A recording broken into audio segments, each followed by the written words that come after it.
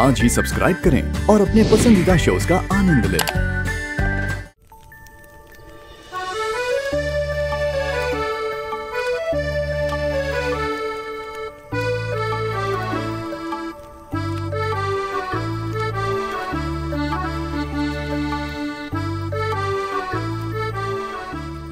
उनमें नेटवर्क ही नहीं है।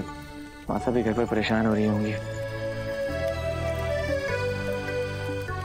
मासूम, तुम ये क्या कर रही हो? थोड़ी देर में पता चल जाएगा। मासूम, एक मिनट।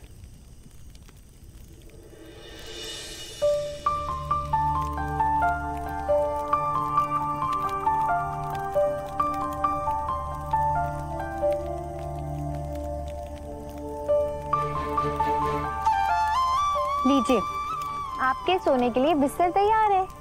मैं नहीं सोऊंगा। अरे क्यों? अरे भूल गई रानी हुकुम।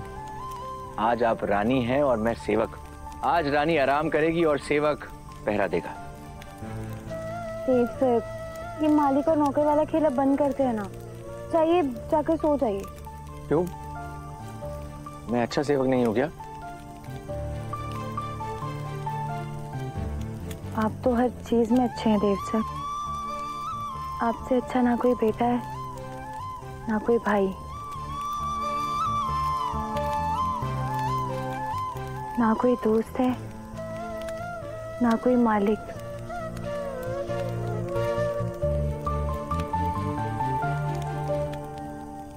और ना ही कोई पति।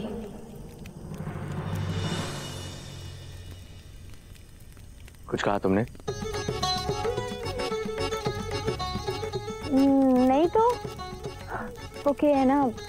अक्सर जंगल में लोगों के कान बजते रहते हैं। एक मिनट। क्या हुआ? तुम्हारे भी अब कान बज रहे हैं?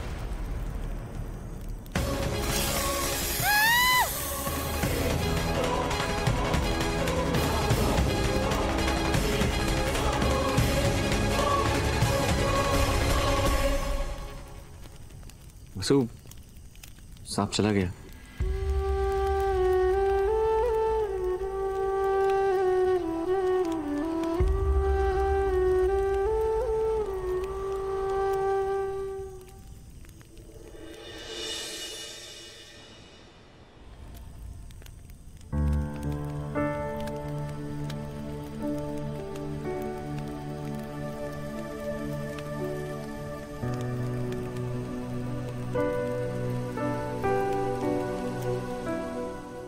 मैं यहीं खड़ा रहूंगा और जैसी वसु जी आएंगी तो इन्हें फूल देकर अपने मन की बात कह दूंगा और वसु जी हमारी बात सुनकर थोड़ा शर्माएंगी और झट से हाँ कर देंगी और फिर हम शादी कर लेंगे। नानू, अभी के अभी मेरे साथ जंगल चलो। हम देव और वसु को ढूंढ कर आएंगे। अरे रे रे मैडम, कैसी बातें कर रही हैं मैडम?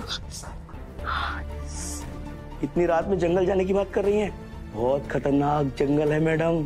पता है एक बार क्या हुआ? मैं, हमारा दोस्त और हमारा प्यार तीनों एक साथ जंगल घूमने गए और रास्ता भटक गए। मैं तो किसी तरह बाहर आ गया, लेकिन वो दोनों जंगल में ही रह गए।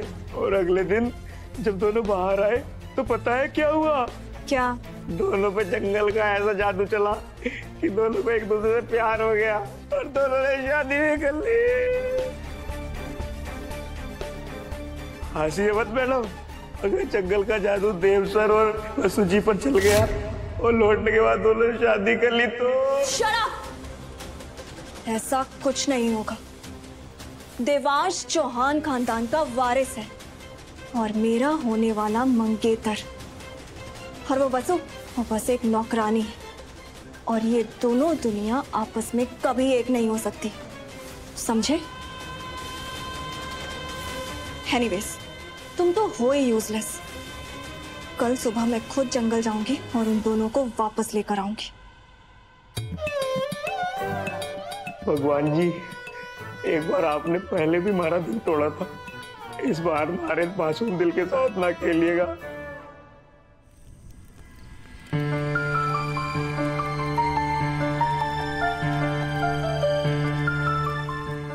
कितनी प्यारी और मासूम है वसु,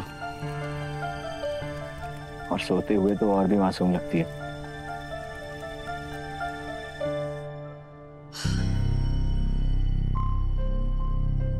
थैंक गॉड कॉल लगा तो।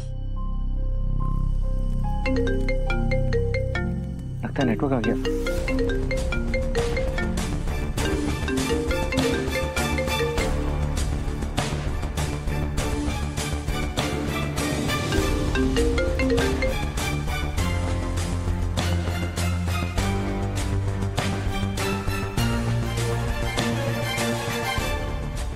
ऐसा क्या कर रहा है उस नौकरानी के साथ जो मेरा कॉल इग्नोर कर रहा है? हाउ डेयर ही!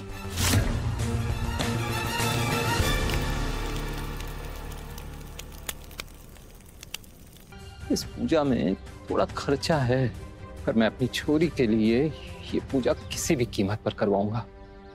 काकू, वो महाराज आपके भोलेपन का फायदा उठा रहे हैं। वसु का समय खराब नहीं चल रहा है, आप बताइए ना। अगर उसका समय खराब होता तो उसे इतना बड़ा अवार्ड मिलता। काकू निश्चिंत रहिए, वसु के सर पे उसकी देवी माँ का और देवी हुकुम दोनों का आशीर्वाद है। और देव भाई साहब भी तो उसके साथ है ना, उसके साथ कुछ गलत नहीं हो सकता। बस वो बाबा आपको लूट रहे हैं काकू। इतने बड़े सिद्ध पुरुष के बारे में ऐसा ना बोले हैं। अरे वो तो माले में तब भी करे हैं, वो ढोंगी ना हो सके हैं। ठीक है काकू, फिर मैं भी आपके साथ चलूंगी, देख लूंगी कि ये सब सच है या फिर ढोंग। और आप वहां जाके क्या करेंगे? वो मैं देख लूंगी काकू।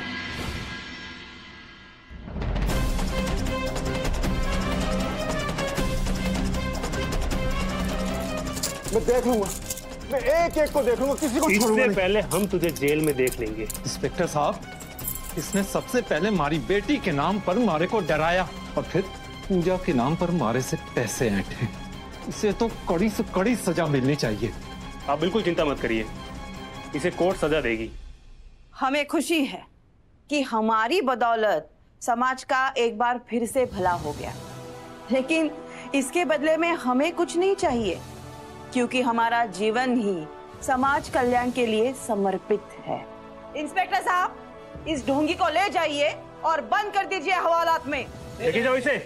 इंस्पेक्टर साहब, हमारे खिलाफ साजिश है। इंस्पेक्टर साहब, काकू को थाने में ले आऊंगा स्टेटमेंट दर्ज कराने के लिए। जी।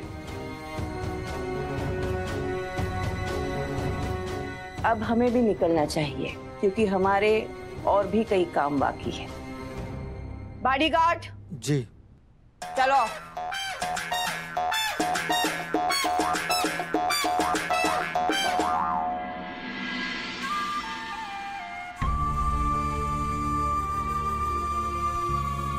राज, इस ढोंगी की बातों में आकर अगर आज मैंने ये झुमके बेच दिए होते तो वसु की अम्मा की आखिरी निशानी हमेशा के लिए चली जाती।